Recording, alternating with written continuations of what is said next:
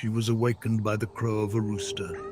Still lying in bed, Jocelyn stared into the darkness with open eyes, fixated on the faint light filtering through the door of her room. She slept in an independent room outside her parents' main house. Despite being a refuge for her independence, it had always given her chills. Suddenly, the light reflected on the ceiling changed. In the center of the dim light, the shadow of 2 feet darkened the glow.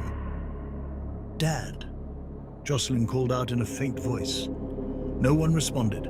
The feet remained still. "Dad?" she asked again, hesitantly rising and approaching the door. Behind it, someone was breathing. "I'm calling the police, Santiago." "Enough of your nonsense," she finally said. The feet in front of the door did not move. After a few minutes, the shadow finally disappeared.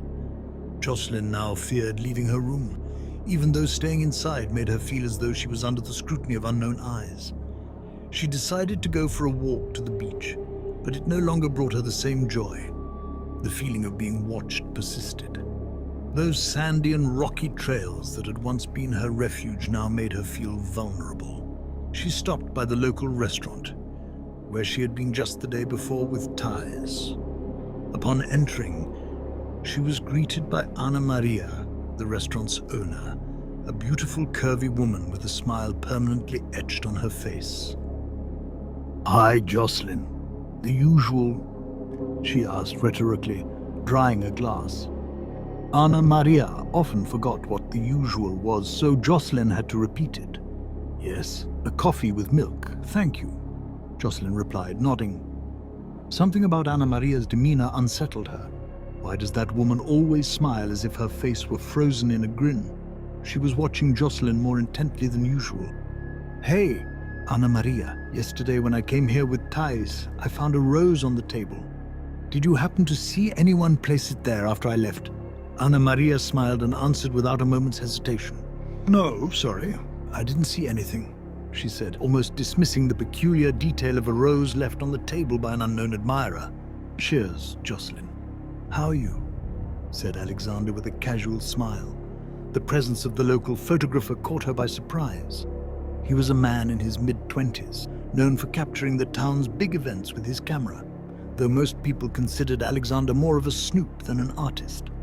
From another table, he raised his cup in greeting. "Always walking along the beach, huh?" Jocelyn looked up, feeling a chill. "How do you know where I've been walking?" she asked, slightly uneasy. "Because I've seen you strolling along the beach, one step after another, looking at the waves. If you were actually studying the time intervals between waves, I didn't notice." Alexander joked with a grin. "I like watching the waves too, the beach, taking photos. The light is best in the mornings, don't you think?" "Yes, I suppose," she replied, "though there are more shadows." "What do you mean?"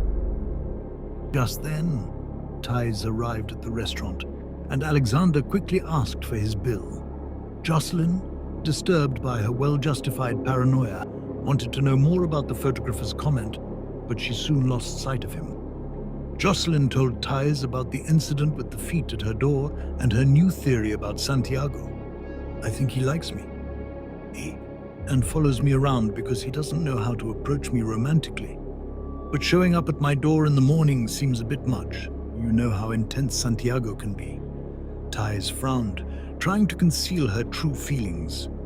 "Do you think so? Aren't you jumping to conclusions?" Ties responded, visibly irritated, though Jocelyn didn't notice her concealed unease, too preoccupied with unraveling the mystery of the stalker and her own worries. As Ties and Jocelyn chatted, Ana Maria watched them from the kitchen. Jocelyn noticed that she didn't take her eyes off her, as if trying to decipher the content of their conversation. "Don't you think Ana Maria is paying more attention to me than usual?" Jocelyn asked in a low voice. Ties glanced sideways at Ana Maria. "Do you think Ana Maria has a crush on you too now?" "No, that's not it. I think she's just checking if we need anything. I wouldn't read too much into it," Ties said, trying to change the subject. "I think you're being a bit paranoid. Also, Alexander, he said something about shadows, that there are more shadows in the morning. Well, at dawn the sun isn't very high yet. Maybe Alexander meant that. You know how visual he is. He might not express himself very well, but deep down, Jocelyn wasn't so sure. Later that day, while walking along the beach, Jocelyn felt again the strange sensation of being watched.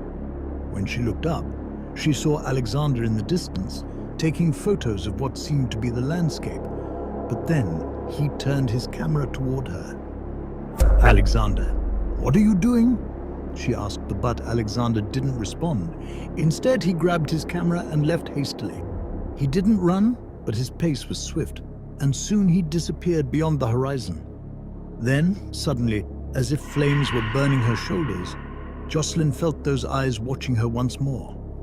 But when she turned around, a figure surprised her. "You?" Jocelyn asked, bewildered. Subscribe to find out how the story will continue, or read it now on the blog at escribemed.net.